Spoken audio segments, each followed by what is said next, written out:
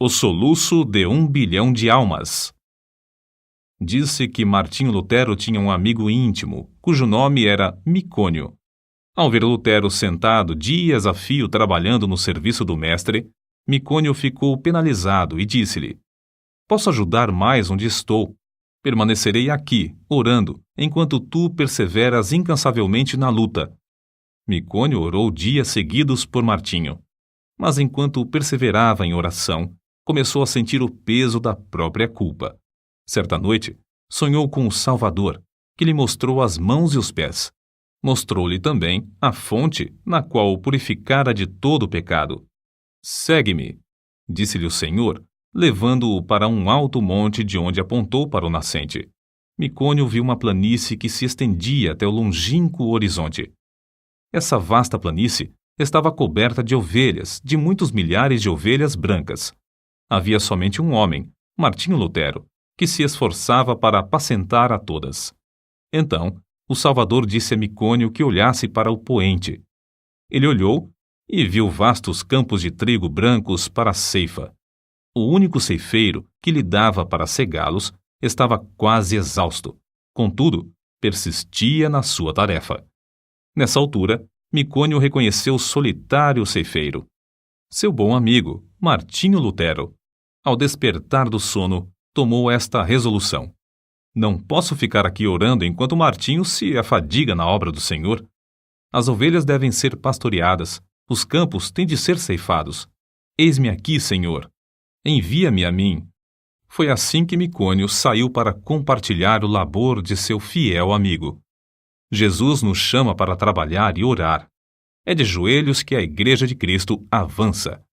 Foi Lionel Fletcher quem escreveu: "Todos os grandes ganhadores de almas, através dos séculos, foram homens e mulheres incansáveis na oração. Conheço como homens de oração quase todos os pregadores de êxito da geração atual, tanto como os da geração próxima passada, e sei que, igualmente, foram homens que oravam intensamente. Certo evangelista tocou-me profundamente a alma quando eu ainda era jovem repórter de um diário. Esse evangelista estava hospedado em casa de um pastor presbiteriano. Bati à porta e pedi para falar-lhe. O pastor, com voz trêmula e com um rosto iluminado por estranha luz, respondeu: "Nunca se hospedou um homem como ele em nossa casa. Não sei quando ele dorme. Se entro no seu quarto durante a noite para saber se precisa de alguma coisa, encontro-o orando. Vi-o entrar no templo cedo de manhã e não voltou para as refeições. Fui à igreja. Entrei furtivamente para não perturbá-lo. Achei-o sem paletó e sem colarinho. Estava caído de bruços diante do púlpito. Ouvi a sua voz como que agonizante e comovente, instando com Deus em favor daquela cidade de garimpeiros, para que dirigisse almas ao Salvador.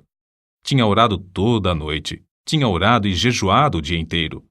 Aproximei-me furtivamente do lugar onde ele orava prostrado. Ajoelhei-me e pus a mão sobre seu ombro. O suor caía-lhe pelo corpo. Ele nunca me tinha visto, mas fitou-me por um momento e então rogou: "Ore comigo, irmão. Não posso viver se esta cidade não se chegar a Deus." Pregara ali 20 dias sem haver conversões. Ajoelhei-me ao seu lado e oramos juntos. Nunca ouvira alguém insistir tanto como ele.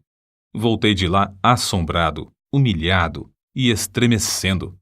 Aquela noite assisti ao culto no grande templo onde ele pregou. Ninguém sabia que ele não comera durante o dia inteiro, que não dormira durante a noite anterior. Mas, ao levantar-se para pregar, ouvi diversos ouvintes dizerem: "A luz do seu rosto não é da terra." E não era mesmo. Ele era conceituado instrutor bíblico, mas não tinha o dom de pregar. Porém, nessa noite, enquanto ministrava, o auditório inteiro foi tomado pelo poder de Deus. Foi a primeira grande colheita de almas que presenciei.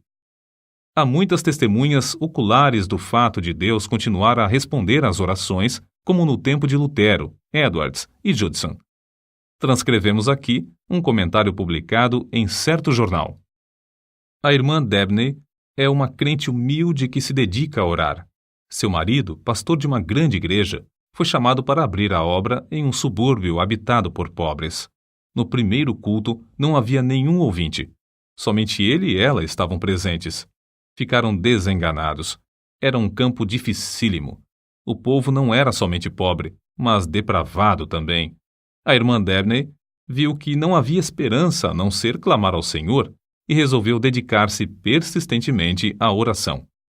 Fez um voto a Deus que, se ele atraísse os pecadores aos cultos e os salvasse, ela se entregaria à oração e jejuaria 3 dias e 3 noites no templo, todas as semanas, durante um período de 3 anos. Logo que a esposa daquele pastor angustiado começou a orar sozinha no salão de cultos, Deus começou a operar, enviando pecadores a ponto de o salão ficar superlotado de ouvintes. Seu marido pediu que orasse ao Senhor para que ele lhes desse um salão maior. Deus moveu o coração de um comerciante para desocupar o prédio fronteiro ao salão, cedendo-o para os cultos. Continuou a orar e a jejuar 3 vezes por semana, e aconteceu que o salão maior também não comportava os auditórios.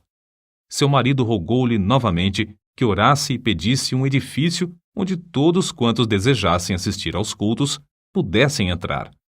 Ela orou e Deus lhes deu um grande templo, situado na rua principal desse subúrbio.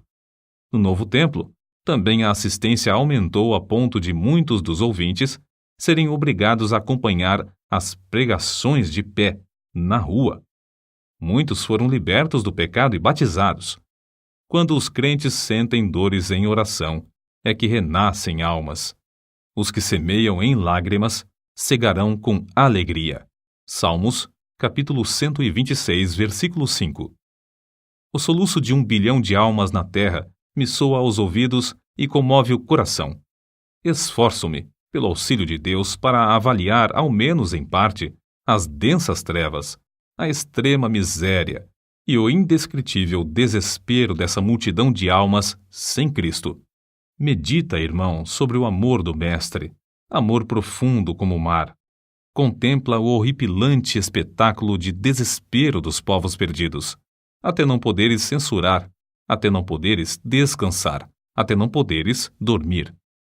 Sentindo as necessidades dos homens que perecem sem Cristo, foi que Carlos Inwood escreveu o que falamos há pouco, e é por essa razão que se abrasa a alma dos heróis da Igreja de Cristo através dos séculos.